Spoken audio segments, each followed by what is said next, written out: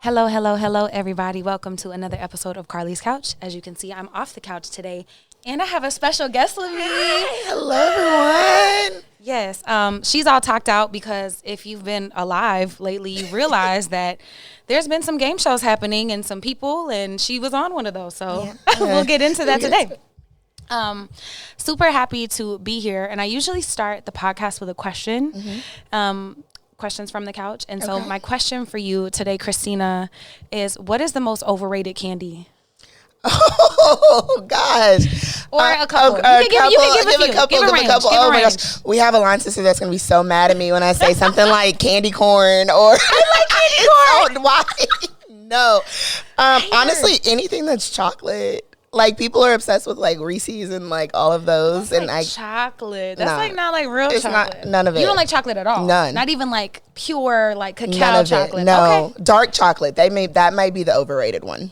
Oh, okay. Strong words. Hot take. Hot take. Look, y'all don't go flame puff for this. So the things I saw and the most that I have are, let's see, Smarties, like the dusty ones. No. Tootsie Rolls. Someone said Nerds. Okay. What else did they say? Someone said Snickers, but I think they might just be peanut haters. Because, like, I don't they're not overrated. I think they're rightly rated. They're fine. They're fine. No, Smarties is actually underrated. So whoever said that. Wait, the dusty ones? Yes, that was my mom's favorite candy. And that's all, like, me, my sister, my kids, like, we love us some Smarties. So those are underrated. Underrated. Okay, underrated. Let's see. What else was on my list? I should have had it, but my phone is recording. So here I am. Candy corn. People obviously hate candy corn. Yeah. That's a thing. People said fluffs and or like the little marshmallow, like Peeps. Oh, Peeps. But those, like, that's not really candy. So basically, any holiday candy is overrated. That's what I'm Easter hearing. eggs sound. I mean, those, no. You like those or no? No. Oh, that's what I was like. Yeah, I was like, no. That's why I said it's literally all holiday candy. If you think about it. Yeah. What about? Okay, then what's your favorite candy? Oh, and you know those Sour Belts? Yes. Like the little, strawberry and green apple. Okay, hold on. Yeah. And the last one, and then we'll keep it pushing, I promise. But Twizzlers. They're okay. They're plastic. Y'all are chewing on plastic. And red vines too. Y'all all like to eat plastic and red dye 40. So anyways. Y'all can blame me for that. No, if we get it as free Halloween candy, I'll eat it. I wouldn't. I'd throw it straight away. I don't even need it. Okay, anyways. Okay, so like moving on. I know who this is. This is my line sister, but Kristina Jackson, tell me about yourself. Girl, my husband is gonna get you, Kristina Mills, baby. I know. I wanted you to say that so then you could talk about that. Talk about it. Oh my goodness, y'all. Hello. I'm teasing you, Richie. Teasing. Okay. I mean, Mills Spills, what do you mean? I know, what was the question? Tell me who you are. Tell me about yourself. Because to the world right now, you have been on Survivor. Mm-hmm. You are on Survivor. You were in the top 5 in the finale. But all I see them talk about is you're an NBA coach and a mom and a wife, which is amazing. All of those things are true. However, I feel like there's a lot more about you that they don't know. Like, you were a whole engineer. Yeah, no, literally. So I think, I'm from Houston. I'm a Southern girl, like, through and through. Southern hospitality, all of it. And like, I literally went to an engineering high school. I got recruited from there on a full scholarship to go to the University of Oklahoma, majored in engineering, was a corporate baddie girly for years before I moved into higher ed. And so, like, I think, like you said, I think people see the label of like, okay, you're a mom now and you're a wife, but there's so much more. I'm like this person that's adventurous. I'm the one that's like, I prioritize friends and family. Like, my husband, love him, but like, you have to have your separate time too. He has to have his boy time. I have to have my girl time. And so, like, I pride myself on just being a good member of my village. And that is what she is. We met through, like, we went to college together, but we met in Delta. And when I think about, like, the definition of sisterhood, I would say that that's Kristina and how she builds villages. It's just her heart. So hopefully y'all got to see some of that on Survivor. And if not, hopefully you get to see a little bit today. Okay, so corporate baddie, wife, mom, engineer, NBA coach, all these things. Let's talk about your 40 before 40 list. Because I feel like that's kind of where the catalyst for everything. It was. It absolutely was. So what is the 40 before 40? What is that? So I just turned 36, but I'll be 40 in 2000 and I don't even know, 29? I probably should know that end date. But I was like, okay, what like, you know when your life feels a little stagnant, like, and you're just like, okay, I feel like I'm just stuck in this spot. And I just wanted something that was gonna like make me look forward to doing something and like kind of get me out of this like stuck spot. And I said, okay, well, you're about to be 40. Let's do 40 things that big, small, achievable, maybe something that seems like not achievable. And let's knock them off. Like, let's write it down. I always hear people say, write the vision, which I've never done. Write the vision, make it plain. Write the vision, make it plain. I've never done that ever. I was like, what is this? Like, you see people with their, you know, their scrapbooking and doing all the like things, and I never. I've done none of that ever.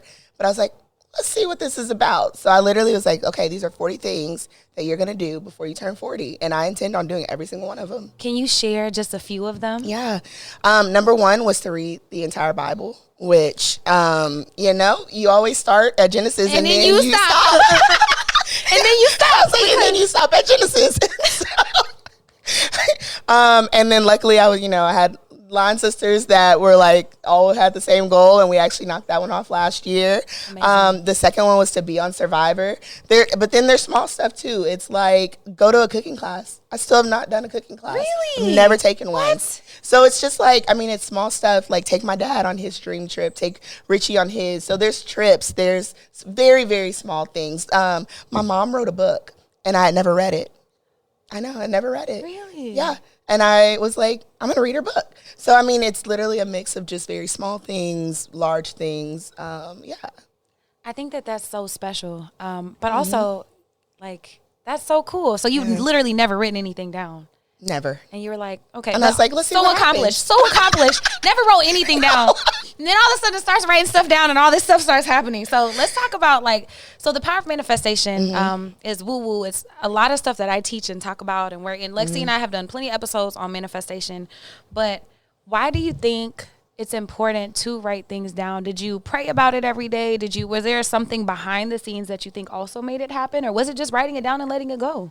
I think it was finally trusting myself, like to do things that I didn't think were possible. I think that was honestly behind it, because when I set out to do this 45-40 list, I said, you're going to do every single thing on here.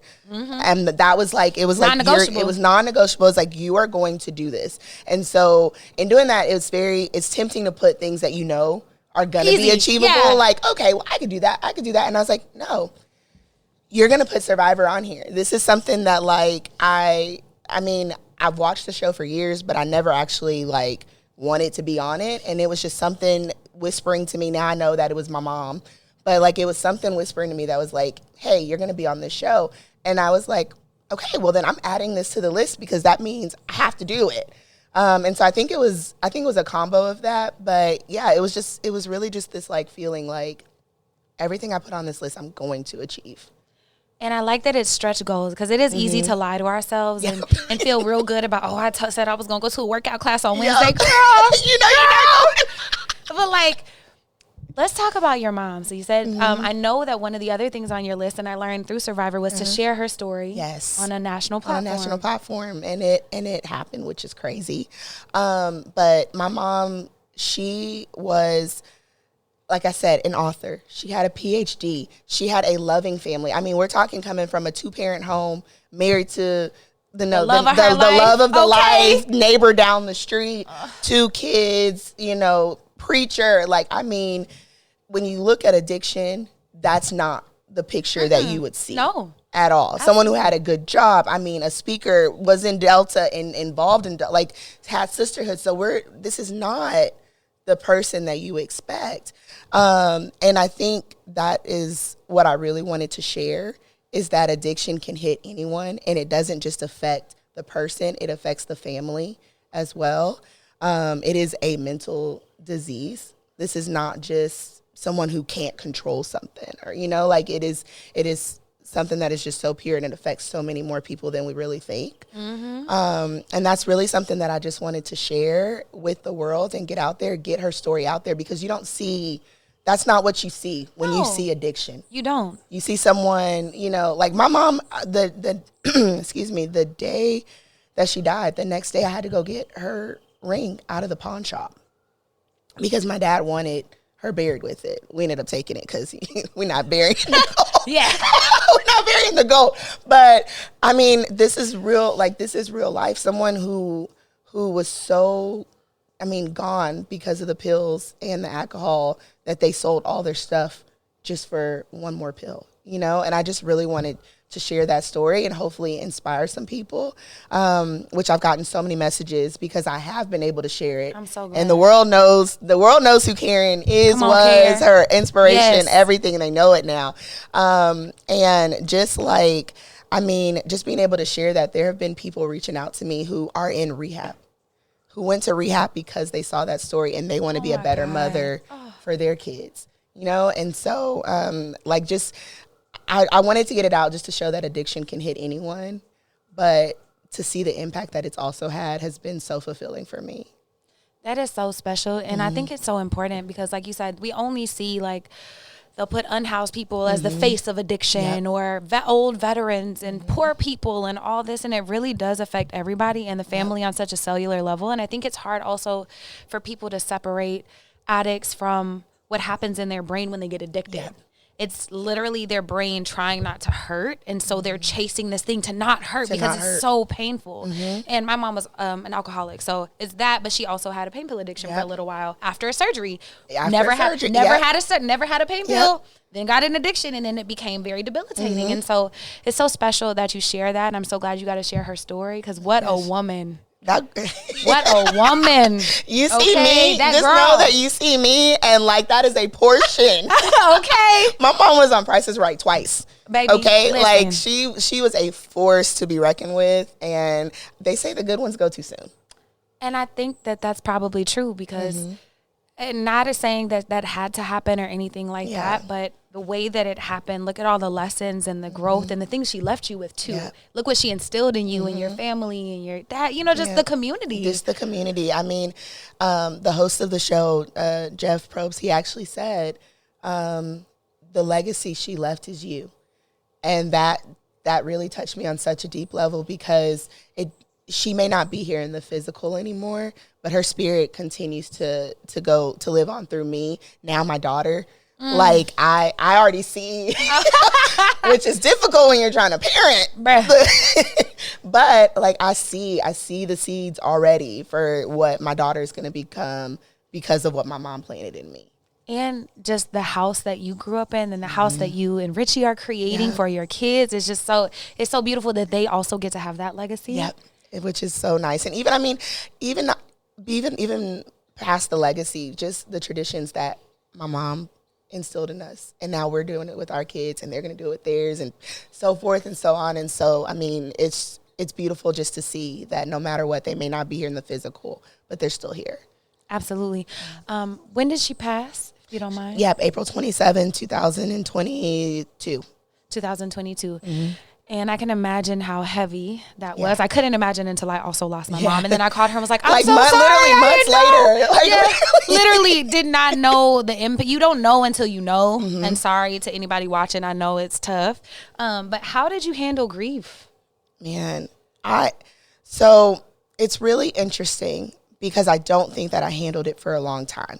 Okay. My mom, I am her child. Like when I say I am her child, I'm her child. And she was so strong that she taught us no matter what's going on, like there's a moment to process that, but like you got to keep going. Like she would say there's business that needs to be done. And so, I mean, even when she died, it was, I really couldn't even feel it because I was like, we got programs to make. We got this, it was like this checklist.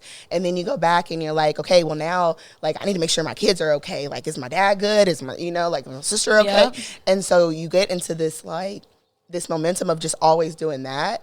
And you never actually get to sit down and actually process the grief. And so, like, I honestly don't think I handled it. And that was, I think, why on the show it was such a relief. And I think you actually saw me dealing with the grief on there in real time because it was truly the first time that I got to, like, sit down and say, oh, you've had a rough few years. Like, not to mention, like, you lost your mom, but also you had kids back to back in a pandemic, like, and had postpartum depression on top of that. And then you had a lot of families, it was all stacking. And it was the first time that I sat down in silence. You don't have phones.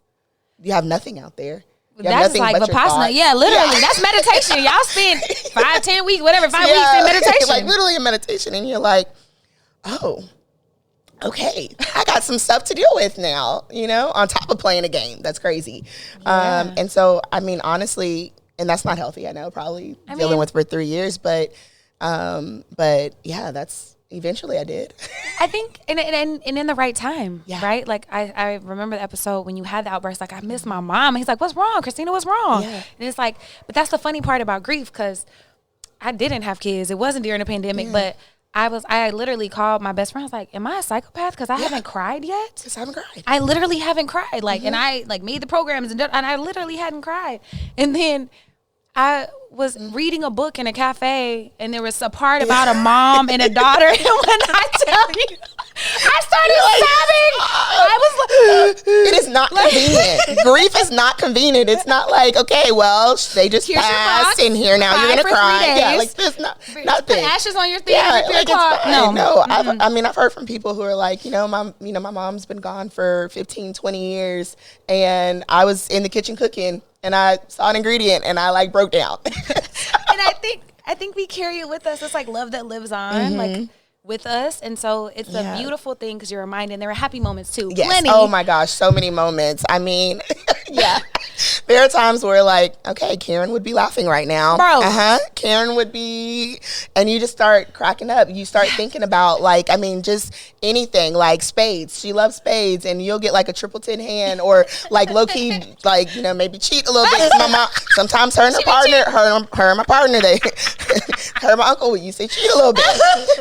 Let me find out. Let me give you a quick side tip. Okay, she would hold her ring. She would go like this when she wanted him to play a diamond. So like it would be So watch out for those clues now. Now I gotta start wearing rings. But it's like this. Like, so we'll be at a spade table and we're like, she would be doing this right now. So I mean, so it's happy moments too, where you're just like, oh girl, you living on for real. Man, shout out to her. And that's so cool that you feel like whispers. Are there any signs or things you see that make you think about her? It's honestly just, how, I'm not comparing my mom to the Holy Spirit, but you know how with the Holy Spirit, it's like this feeling, and you just kind of know what the path is. To me, that's what it is with her, where I just kind of feel that she's looking out for me. So when I'm struggling, when I'm really sad, when I feel overwhelmed, it's almost like you feel this blanket that's just like, you're okay. And that was actually something that I learned being on the show, is that it doesn't have to be a voice. Because I always thought it would be like, literally I would hear it, right? Like Kristina. I would hear, Kristina, hey, I'm with you. And I realized that that's not how it has to show up at all. Like it could just be this blanket that you feel, and now I feel comfortable in being sad or whatever I'm doing, or anxious. Like I don't have to be anxious, because it's just something that's comforting. Yeah. And I've realized that's how she shows up for me. Which is so special, and I'm glad you're listening and feel that. That's nice, like to feel that warmth. Okay, so trouble dealing with grief in a pandemic, postpartum. What did mental health look like for you pre-game? For pre-game, it was really working out. I and I'm not an athletic girly by any means. If you watch this show, you know that. But try real hard. I try, and that is very important. You ain't scared to try, and I think that's one of your gifts. That's it.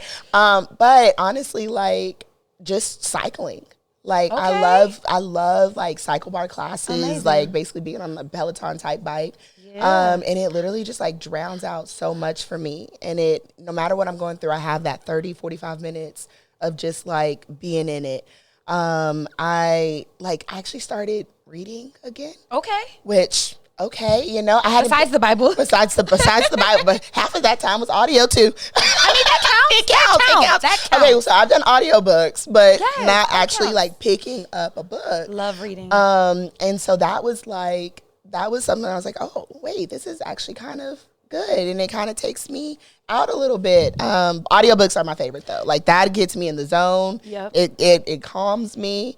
And then honestly, just like investing in friends, you know, and like putting the phone down just a little bit. Like going to brunch and like not being on the phone. I mean, really, and just really cherishing like the people that are in your life. And I think even pregame, not even post, because that's, I mean, a whole different level of a village. But pregame, just the people that did know that I was going on the show. Like they, I mean, spent so much time with me and invested with me. I had a friend who dropped everything, made workout plans for me. Like went rock climbing with me, you know, like, and just really like cherishing what people were giving up for me. That actually really calmed me as well. And I think that's probably healing because you're such a giver and you do that for people. So I'm happy that people showed up for you. Oh my gosh. And this is crazy that the guilt I actually felt about that for a little bit. I feel like now, I know maybe we're getting a little off topic, but like being on this other side now, like being post game and kind of feeling like I'm in a so much better mental health space. I'm so excited to finally be like the person for other people that gets to show up for other people. Cause I feel like for so many years with everything that's been going on, people have had to show up for me. And I've always felt a little guilty about that. Like, okay, like here I go again. Here I need help again. Or, you know, hey, something else has happened again. And like, and I look back now and I know we just kind of all have seasons in life, but like, I'm so excited now. One, I'm grateful. I'm so grateful. Like, I cannot begin to tell you how grateful I am for you, for our LSs, for friends, for my village, like everyone that just showed up. But now I'm excited to like give back. Yeah, like now I'm like, okay, guys, I'm good now. What do you need? And I think that's community though. So I also have guilt because I'm also a giver, but I want to say like, by allowing people to be there for you, you let God work through them. Exactly. You let them use their gift. Yeah. And that's part of the give and take of community. So I'm happy there were so many people to fill you and to be there when you didn't have it. But now that you're overflowing. But now I'm ready. Like, now I'm like, what's happening? I had a friend the other day. She's like, I feel like I'm trauma dumping on you. And I was like, please. I got space, baby. Let's do it. Please keep it. Like, what do you need? What you need? I got you. Which is so amazing. I'm happy to hear you're in a better mental health space. What was your mental health like in the game? Oh, girl. Because I've seen interviews where you're talking like your ex, like we didn't sleep, like So what was your like? How did you maintain your mental fortitude? Shout out to Delta. Hey. How did you maintain that during this time where you're having all these revelations, you're dealing with grief, you falling sometimes and having rough days and like also politicking? Like, oh, girl. How were you taking care of your mental health, or were you? Honestly, okay, this feels kind of crazy. Nah, it's not. Being near the water really calms me. It does. That's scientific. It's okay, not crazy. you're That's like, scientific. No, that's actually scientific. There's a whole book about it. It really just calmed me. And so there are lessons that you learn out there that you don't even think you're ever going to learn. I mean, we're talking about village, and obviously you all can probably tell that like the village is very important to me. And being out there was the first time ever. Like I thought, maybe I'm gonna have someone that's gonna ride or die with me. And then you realize quickly, like, this is $1 million. Everybody is all bets are off. Okay. Everyone is in it for themselves. And like game and personal are two completely different things. And so I realized quickly, like, oh, wait, I'm by myself for real. And I've never had that feeling. I mean, y'all, ever in my life. Yeah. In my life, I've had to only depend on myself. Never. And I'm blessed. But what a gift. What a gift that I've never had to experience that. But being out there, I was like, oh, okay, I'm by myself. And so for me, the mental health was like learning that lesson and really like having to dig deep and find something in myself to support myself. So for me, it was going down to the beach. Like being by the water. There were times I would just be down there just playing by the sand, just like thinking of happy moments. There are secret scenes, deleted scenes or whatever, bonus scenes where I'm just dancing. Like no one's at camp and I'm just in there just like, all right, like you got to cheer yourself up there, and looking at the sunset, looking at the sunrise. Every 20 minutes a shooting star would come by. Every 20 minutes. I mean, you've never seen anything like just... you felt so small in this little galaxy, seeing like that's a great reminder. It was such a good reminder. And so like just being able to look up and just like feeling calm. Like, honestly, that was what did it for me. Oh, that's so special. Yeah. And it's a gift that you never had to, but also now that you know that you can. Yeah. Now I know I can. You can do and anything. I'm like, I can, if I am sad, like, I can actually depend on myself a little bit. Luckily, in the real world, I still technically don't have to because we, again, best village ever. But at least I know that it's possible. Man, that makes me so excited for you. I just keep like sitting here. If y'all are watching video, I'm sitting here in awe because I'm like, this is so special. And what like a life moment. Okay, so now that you know anything is possible and you know you can depend on yourself, even though you don't have to. I know. Did that change any of your 40 for 40? Did you change any, add any, or was all that done? Yeah. All of it was done. Okay, I wrote like everything down already. But it didn't change any of that. If anything, it just gives me more confidence that like, no, you're really gonna finish this list now. Like the hardest one, I mean, debatably, the hardest one. I do have learning a language on there. So good. What language are you trying to learn? Spanish, and we hadn't even started, but that's okay. Okay, we can practice. We gonna be okay. We can practice. I know. Oh, my girl. No, I know a little bit. I know very, very like a little bit. But yeah, like I'm like, okay, you're actually gonna do all of this. I can actually do all the things. I can actually do it. Yeah. Like maybe I could have 50. I don't know. No, I'm not. I'm not, but we'll see. We'll see. Yeah, we'll see. How does it feel watching yourself in the episodes? Because I saw you were hosting watch parties. Mm-hmm. Everybody was hosting watch parties and tagging you. How does that feel? To y'all. Yes, we were so hyped all over. Listen, D16 was locked in. Yes, shout out to everyone, all the new Survivor fans. Like, I appreciate y'all supporting me.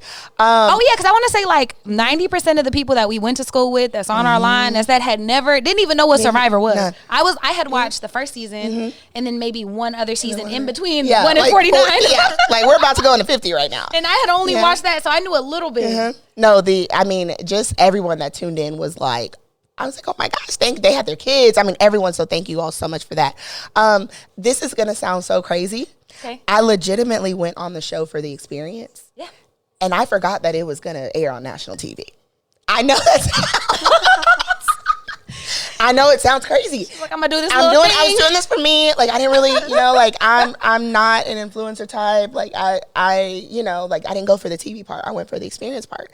And so like just seeing that first, scenes, like stay tuned for scenes from the new season. I was like, oh crap. Bro, I was dying the first little clip. She was like, I have 2 kids under 5. This is a vacation. And I was like, oh crap. And my husband was like, a vacation, huh? Because he just had 5 weeks with the kids by himself. Shout out to salute to that man. Yes. He killed his single dad for 5 weeks without even being able to call me. Nothing. Oh yeah, because I was like, nothing. Wait, he can't even. Oh wow. Nothing. So shout out to your village. So shout out to the village, exactly. Aww. But I mean, even just seeing that first time, I was like, okay, well. Yep, everything's going to be out there. First episode, I'm in my underwear and panties. I was like, okay, we are out here. Like, and Booty on TV. Booty on TV. It was crazy watching myself back. And you notice, like, little things you do. I'm like, my glasses would be foggy. Or, like, but. Every time you felt like, oh, your glasses, baby. Glasses every time. I was like, oh, no, the mud. I was like, everything. Oh, no. It was so weird watching it back. But also, it was hilarious because I didn't realize how much I look like my mom. And so you talk about like little things. I'm like, oh my gosh. That's scary. Every single episode, my facial expressions, everything. I was like, oh Lord, that's my mom. That's my mom. That's her. I was like, oh my God. And so, so it was interesting watching myself back. It was interesting. It's so cool. Mm-hmm. I've been seeing all kinds of comments like, yeah, she's a mom, but she's mother. People been calling you mother. Do you know the first time I heard someone say mother, I actually thought it was like, oh yeah, I am a mom. And so I've learned now that's just like, yes, yeah, okay, no, I got it now. I got it. And she's catching up. I appreciate, yes, and yes, they calling you mother. So, and you know what I'm saying? Thank you. But there are also like a lot of people who project on public figures and on people on TV and they don't know y'all. Nothing. But people talking crazy like they know y'all and saying weird things. How are you handling any of the negative stuff you might see? Are you looking? Are you not? Do you care? How do you handle that? Because going from not being on a national television program to, that's a big difference. It's huge, and there's so many comments that you just don't even, y'all, it's crazy. and you could go on social media and see some of them, but you're not even in my DMs. Like, you don't even see. I didn't even think about that. The stuff people you don't even see the people are like sending you, and it's so hurtful, and it's crazy to me. It's honestly mind-boggling that someone who doesn't even know you, they see 5 seconds of your life on TV, and the hateful things that people can say. And I'm like, also to just type it. Like, it's crazy. We made things like I used to watch the show and be like, why would they do that? Why would they do that? But I would never. Internet gangsters. Like, go on there and actually like say That's it to so them. crazy. Like, because, we're seeing a snapshot. But what I've really learned through this process, because I would get deep into it. I'd get deep into it and I'd be like, hurtful, and I'm like, oh my gosh, like, why are they saying this? Am I doing this? I wish I didn't do that. And we do have a therapist that the show provides. Thank God. So I did not know. Shout out to them. Shout out to them. That's crazy. And it would be moments I'm like, hey, we need to talk right now. Like, we need to talk today. Right now. But honestly, like, talking with just getting the positive stuff, seeing all the stories that come out, and seeing people that are like, hey, Mom, my family's rooting for you. My wife, my grandma, my mom, they're rooting for you. And these are people that are not on social media. The people that are on social media represent 1%, maybe 5% of the viewership of this show. Which is amazing. That touches millions. Wow. Millions. And I get so many people that are like, oh, you're my person's favorite. You're the person. And I try truly to remember that and not the stuff, the 1%. The 0.1% of people that are, doing it on there. And so I'm getting better. I'm not going to say I'm perfect because there's still a few comments where I'm like, you're human. But you ready? Twitter fingers is ready. I've deleted so many things. So I'm like, you know what? Not today. Not today. Good. Don't let it stay your peace. Yeah, I was like, not today. I'm glad because I can only imagine because I don't like negative comments and I have 3 followers. Like, No, it is. No, you really have to drown it out. And then honestly, half of them are probably bots. And yes, a huge portion. But also, I recently saw a TikTok where a lady, a white man had commented something on her TikTok, was being real racist.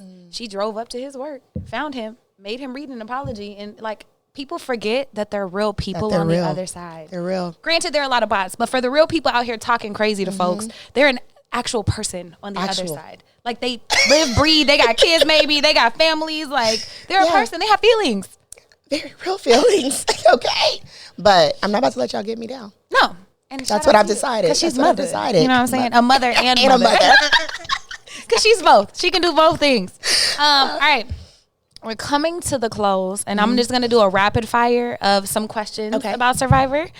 Keeping it real general. Yep. But I heard that there's 3 parts of the game, the social, the strategy, and the physical. Yep. What was your favorite part of the game? Yeah. So I went in thinking it would be social because, again, I'm a connector. I love people. Like, that's like my thing. I can read them. And while I was still able to do that, not as much as I thought, like not as well as I thought, because I was tired, y'all. I was tired. And, not sleeping, not eating. And the Karen came out. Karen is my mom, not. That part came out. But honestly, it was the strategic part. Because again, I am engineer and I like my mind thinks very like logical. And I was like, okay, well, if we do this, then we need to do this as well because then it can result in this. Running algorithms. And it was like, it really was. I was like, okay, so these are different scenarios and I can do this and this and that. And then we need to have this backup plan to do this. And so that actually was like a puzzle for me. And it was so fun to like really put it all together. Which is really cool. Yeah. Thank you for that. Okay, so then you asked a question on the last episode that has set the world on fire. Okay, that thing is on fire. And I see a lot of wording around, it reminds people of old school Survivor versus new school. For the people who are newer, what does that mean? Yeah. So it's basically pre-pandemic and post-pandemic. Okay, thank you. Because I didn't know when the differential line was. That's kind of when it switched a little bit because at that point they were like, oh, there's a way to do the show a little differently. Okay. Because of the things they learned while, having to do stuff during the pandemic. And so, but I also think that, so old school is basically seasons 1 through 40. Okay. And then you have the new school, new school which is relatively new. It's very relatively new. Yes. Okay. It's like literally from like 41 to 49. Oh, wow. Okay. And so, but I also think it's a little bit different style of gameplay as well. I think social media and things have actually had maybe an impact because now it's like you're very aware of like things that people can say, or like you're just more aware of different things, where old school, like, they ain't give 0 F's. Savage. Like Savages. They're like, I'm gonna say what I want to say, and I don't care what anyone that's what in I the remember. world. I watched the first season and then one of the other ones, like I said, and I just remember it being more savage. More savage. It is savage. It's cutthroat. Also, it was 39 days. 39 versus, that's also a How a different. long was y'all? 26, baby. 26 in that. Oh. I was ready to go.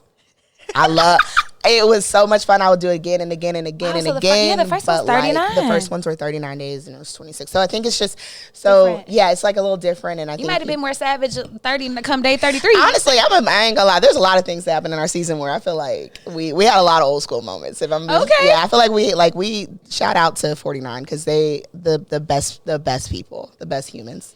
What was the hardest part of the show? I think I said being by myself. Like, really, it truly was. And then also just not sleeping. So I know people get hangry, right? I don't get hangry. I prepared to not eat.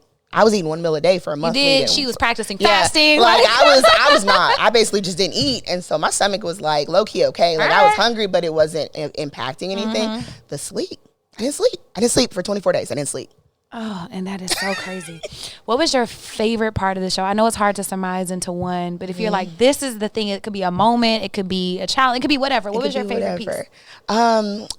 Okay, honestly, it was just the transformation in general. Coming in, not realizing, it's like you know that you can do it, but then you get out there and you're like, wait, can I do this? And then by the end, I was like, I can do this, And so it was honestly just that. In general, it was the whole transformation of it all, and then even seeing at the end, like, oh wait, I'm in the finale. Like, okay, wait a minute, And so not only did she get on, she made it to the finale, guys. So I think it was just seeing all of that and like really just the belief in myself that came out of it. Looking back, is there anything you would do different? I think is a huge question, but is there anything you would do different? I think that, oh man, I want to say that I would really play more savage, because it's so much not like me. Like I would. She's a Hufflepuff, guys. Yeah, she's a Hufflepuff. It's hard. It's so hard. And I want to say that, and I maybe, but I'm afraid that, like you said, that puff is gonna come right back, and you're like, no, but I got to stay loyal to the soil. Listen, I would say that, but we'll see. Yeah. Maybe I get another chance. We'll see what happens. We would love that. I would love for you to get another chance. Okay. Have you made peace with birds? No. Do you like outside? No. No. Great. Okay. So now that you can rough it and do anything by yourself, are there any other outside escapades or adventures that you want to try that you maybe wouldn't have tried before? I think I've always been adventurous. So honestly, like, I don't think there's anything like new where I'm like, okay, I'll do this. I mean, honestly, I said I'll go camping, which is something I had never done. I had never wanted to do. Which is so funny. Now, like, if anyone wants to go to camping, I will. I'll go camping. Yeah, like, that's fine. It's a I can do national that. park. Yeah. But we can also go glamping, and that would be cute. I would be okay with that as well. A little cabin, a little cabin. Wonderful. All right, so let's see. Some more lines. So shout out to Eddie and Ryan for these last two of the last questions. How does the stress of mental agility, balancing alliances, strategy, conspiracy, weigh on your capacity to play and execute over time on the island? Honestly, it all kind of like, it really merges together a little bit. And I think it's, for me personally, I think there's some people that do an excellent job of being able to like bounce back and do different things or whatever. But for me, it was really hard to separate emotional gameplay from like my actual emotions. And so honestly, it was really just like, I had to keep reminding myself. I'm in a game. Like, it's a game. I mean, the amount of times that I had to say, like, it's a game. And I would allow, like, I was blessed to have, like, one person that honestly, not necessarily saying they were in my village at the time on the show, but they were non-judgmental with letting me have moments. Which is space. Which was still space. That's like friendship. Yeah. You need that. Yeah. And so it'd be like, okay, we're going to cry for 30 seconds. We're going to cry and it's going to be okay. And I'm not going to hold it against you in the game. That's brilliant. And so like even having that I was able to kind of bounce back from some things. Which is so special. And I'm glad that you had that. And I think this next question just builds a little bit more on that. But how do you separate the deceptive side of the game from actually building real relationships with people? Because it seems like 49 is like actually really great relationships, like a bunch of friends. Yeah. So it's like, is it just reminding yourself that it's a game, or how do you actually separate that? One, it's a lot of talking to each other. Communication, it's a little okay? communication. Yes, communication skills. Let's you go. know, that's actually something too that I've got out of the show is that I am very like non-confrontational in real life. You know, like You got that out of, you didn't know that before? you know. Okay, all right, continue. I knew that I was non-confrontational. I'd rather just like internalize it and be like, okay, it's fine. Like we're gonna get over it and keep it moving. Yep. And I'm like, no, I'm gonna tell people exactly what bothered me. And I think that's helped. Like with everyone, it's like, hey, no, this actually bothered me. And then now we're talking out, and now I'm like, okay, now I'm okay. I just needed you to know how I felt. But I just had to, but now I didn't say that, and now I'm space. okay. Yeah, exactly. And now I'm okay. And so I think that helped a lot. Was just one, talking with that, and then two, remembering this is a game. Yeah, it's $1 million. Yes, it is a mess. It's not like 1 million. $600,000 after taxes. You know what I'm saying? This is life-changing money, and so you have to remember that people are doing like. Things to try to get the $1 million. Yeah, like this is not mean to reflect your real life. I hate you, Kristina. Person. Yeah, it's like no, it's like, hey, I need you out because I want the money. I think you're gonna beat me. Yeah, I need to get that money. Give me my money. So that I think that helps a lot too. I think that's very special. Okay, so what's next? Okay, you know, honestly, this has been my life. I think people you see the show. Yes, you see the show for 3-4 months. Yeah. Okay. There were 3 or 4 months before that where we were preparing for the show to come out. Then there were weeks before that we were filming. And then there were months before that where you were getting ready to go on the show. And then you were applying for the show. So it's been this like has a year been and a half? for a year and a half, 2 years of my life, moly. like nonstop. And you don't see that. And so honestly, next is just rest. Praise the Lord. I love that for you. Rest. You deserve. It is rest. It is quality family time. Like, I am so excited to not be on a plane. And I'm probably going to end up on a plane. But I am excited for at least a few weeks to not be on a plane. And I love that for you. And I hope that rest comes and joy and all that. I'm excited to see what you do next and choose to do with everything. But how can people support you? So, you know, my followers, where do you want them to follow you somewhere? Are you still doing Mills Spills? What's going on? Yes, the Mills Spills is coming soon. Okay. I don't know what I want to do with it just Mills yet. Spills. I know. I'm not like influencer type or anything like that, but I just want to see like what could it be a platform? Like what? I don't know. We'll see. I'm not sure. But just in general, like follow me. Yeah. Where do they follow you at? What's your name? Kris Mills 64, Instagram, K Mills Spills on Twitter, TikTok, Kristina Mills 49. I'm gonna figure out how to put all that together. My husband is in communications. So he gonna shout out to Richie. He gonna work that out. Mr. Mills gonna work that out. All the things, but yeah, just follow me and honestly, just love on one another. Like seriously, love on each other. Like, and do it in my mom's name, maybe. Like if you're ever struggling or anything, just remember like I can be kind to somebody. I really can. It takes. I tell some of my not followers, but some people, if I get a mean comment, I'll say it takes 0 energy to be kind. 0. So be kind. And the beautiful thing, so I wear my mom's jacket because I know we were going to talk about, I know we were going to talk about mom stuff today, but that was also my mom's energy. So like that just, y'all be kind to people. Little reminders that they're looking out for you. Every time. Yeah. Every time. So y'all go be kind. Go follow Kris Mills 64, Kristina Mills. Kristina Why do I keep trying to call you Jackson, Lord? You met me as Jackson. I did. And my brain just like reverted to the side, Richie. I respect you. But anyways, I love y'all. If y'all have comments, questions, go follow Kristina. Go follow Mills Spills. When they launch, you'll follow her and you'll get all the information. And thank you, twin. Oh my gosh, this was so fun. Oh, I'm so honored. Love you, girl. It's her first real podcast. So I know, this is fun. This